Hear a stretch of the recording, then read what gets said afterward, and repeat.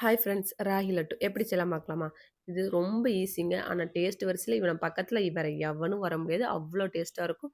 ரொம்ப உடம்புக்கு ரொம்ப நல்லாருக்கும். ஹெல்தியும் கூட. ஒரு பேன் எடுத்து ராகி மாவு கொட்டி, கொஞ்சம் நெய் ஊத்தி ஒண்ணும் பாதியும் வறுத்த பிறகு, தண்ணி ஊத்தி இது மாரி தோசைக்கல்ல தட்டி போட்டுக்கங்க.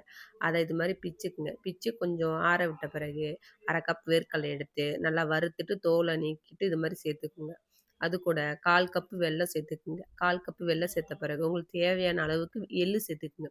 அது கருப்பு எள்ளா இருந்தாலும் சரி, வெள்ளை எள்ளு இருந்தாலும் சரி, எது வேணாலும் சேர்த்துக்கலாம். பாதாம், முந்திரி எந்த நட்ஸ் வேணாலும் சேர்த்துக்கலாம். இது ரொம்ப நல்லாருக்கும் இது கூட சேர்க்கும்போது. சேர்த்துட்டு மிக்ஸியில போட்டு நல்லா அரைச்சுக்கிறங்க. அரைச்சு எடுத்த பிறகு, கொஞ்சமா நெய் ஊத்தி நெய் ரொம்ப சேர்க்க வேணாம். ஒரு மாரி தித்திப்பா இருக்கும். நெய் கொஞ்சமா விட்டு, கையில இது மாரி தேய்ச்சுக்கங்க. அப்பதான் கையில ஒட்டாம வரும். நல்லா ரவுண்ட் பண்ணிக்கோங்க. சூப்பரா வந்துருச்சு பாருங்க லட்டு. எவ்வளோ அழகா வந்துருச்சு பார்த்தீங்களா? பூந்தி லட்டு கூட பக்கத்துல வர முடியாது. அவ்ளோ டேஸ்டியா இருக்கும். அவ்ளோ ஹெல்தி. உங்க வீட்ல எந்த பாதாம், முந்திரி எது இருந்தாலும் டெக்கரேஷன் வச்சுக்கங்க. அதுல 1 வச்சுங்க. அதோட சேர்த்து சாப்பிட்டுங்க. அடுத்த வீடியோல பார்க்கலாம். பாய்.